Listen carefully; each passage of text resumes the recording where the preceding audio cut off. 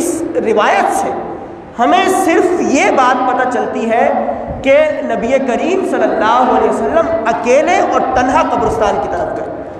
آپ کے ساتھ کوئی زوجہ مطہرہ نہیں تھی، آپ کے ساتھ کوئی صحابی نہیں تھے.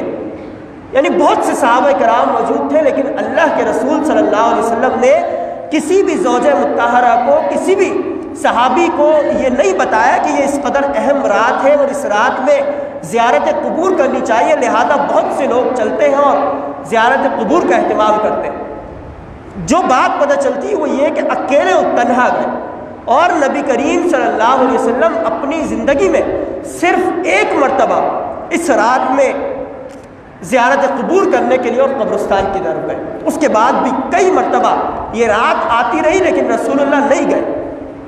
گویا کہ اس سے جو مسائل ہمیں معلوم ہوتے ہیں، جو مسائل ہمیں اخذ کرنے چاہیے، وہ یہ کہ اگر کوئی جاتا ہے قبرستان اس رات میں تو اکیلے اور تنہا جائے. اکیلے جانے کی تو ہمت کسی شخص میں نہیں ہوتی ہے، رات کو 2-3 بجے کون جا سکتا ہے؟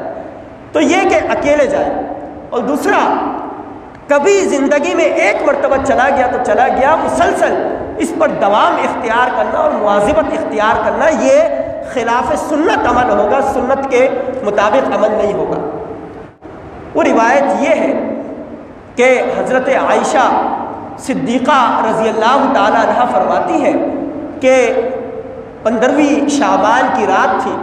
نبی کریم صلی اللہ علیہ وسلم میرے حجرے میں، میرے گھر میں تشریف لائے اور میرے ساتھ کچھ دیر آرام فرمایا.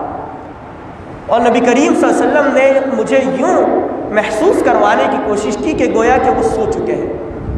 وہ فرماتی ہے کہ کچھ دیر کے بعد نبی کریم صلی اللہ علیہ وسلم خاموشی سے اٹھے اور مجھ پر چادر ڈالی تاکہ کہیں ایسا نہ ہو کہ میں جاگ جاؤں. اور بالکل خاموشی کے ساتھ نبی کریم صلی اللہ علیہ وسلم نے اپنے جوتے پہنے اور جوتے پہن کر دروازے تک پہنچے اور آہستہ سے دروازہ کھولا اور باہر نکل کر آہستہ سے دروازہ بند کر دیا کہ کہیں میری نیند کے اندر کوئی خلل واقع نہ ہو.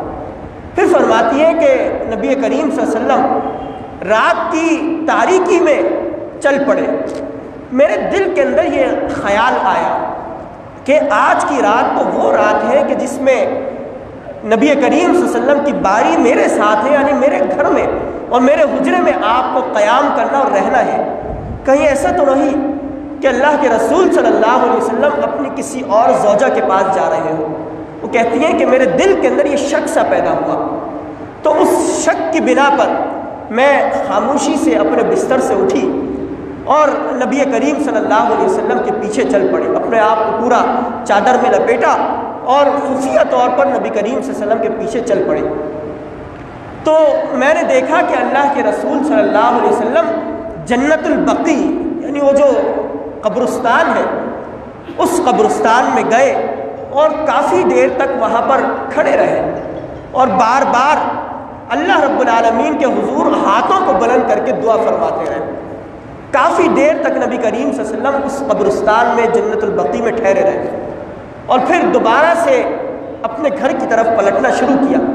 تو حضرت عائشہ فرماتی ہے کہ میں انتہائی تیزی سے دوڑتی ہوئی کہ کہیں ایسا نہ ہو کہ رسول اللہ مجھ سے پہلے پہنچ جائے اور مجھ سے یہ سوال کر لیں کہ تم کہاں تھی. تو میں انتہائی تیزی سے دوڑتے ہوئے گھر کی طرف آئی اور چادر کے اندر چھپ کر لیٹ گئی اور پھر نبی کریم صلی اللہ علیہ وسلم بھی گھر میں پہنچے.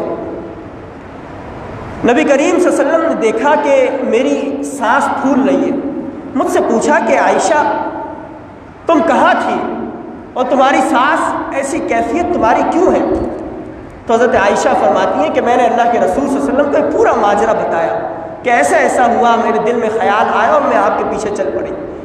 تو نبی کریم صلی اللہ علیہ وسلم نے حضرت عائشہ صدیقہ رضی اللہ عنہا سے فرمایا کہ عائشہ آج کی رات وہ رات ہے کہ جس رات میں اللہ رب العالمین یہ جو بنو کلب قبیلہ ہے اس کی جو بکریاں ہیں، اس کا جو پورا ایک ریوڑ ہے، ان بکریوں کے اوپر جتنے بال ہیں اتنے لوگوں کے اللہ رب العالمین آج کی رات میں مغفرت فرماتے ہیں.